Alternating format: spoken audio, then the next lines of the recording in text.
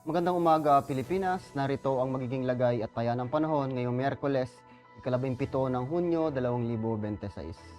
Sa kasalukuyan nga, wala tayong minomonitor na sama ng panahon o low pressure dito sa labas.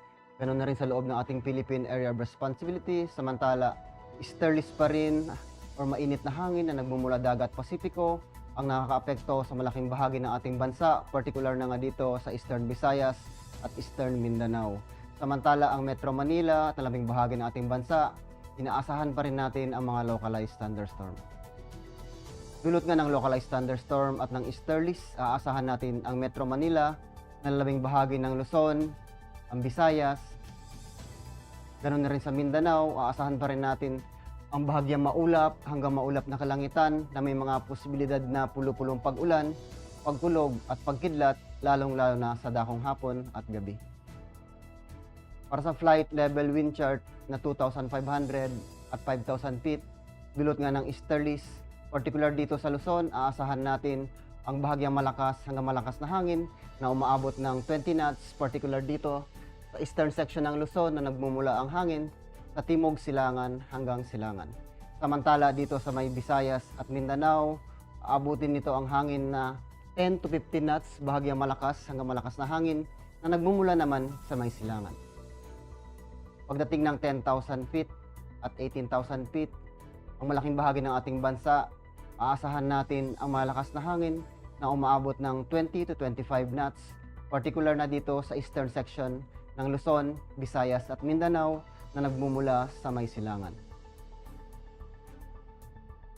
Ang impact nito sa flight operation, particular dito sa Eastern Visayas, Dinagat Island, Surigao del Norte, Surigao del Sur, at Davao Oriental, dulot nga ng easterlies, aasahan natin ang mga warm and humid air from Pacific enhancing convective activity. Ang impact nito sa rotary, aasahan natin ang mga localized thunderstorm and light turbulence may briefly affect operations, especially inland in the afternoon. Pagdating ng peak swing, asahan natin na generally fair weather with possible isolated seas causing short-term delays or turbulence. Dulot ng mga localized thunderstorm, ang Metro Manila at nalalabing bahagi ng ating bansa, aasahan natin ang mga afternoon convective development producing fronts and heavy rain.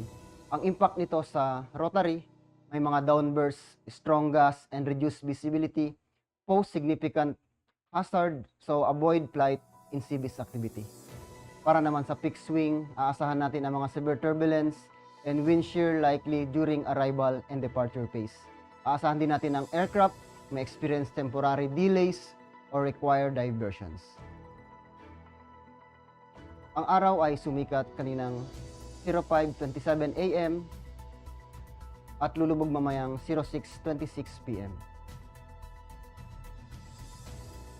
Meron tayong moon illumination na 8% increasing.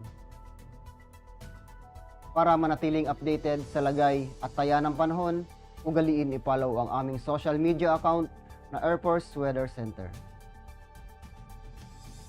On behalf of our Commanding Officer, Colonel Alvin John Cugador, POP GSC, ako po si Technical Sergeant Bautista, Weather Broadcaster ng Air Force Weather Center. Muli, magandang umaga, Pilipinas.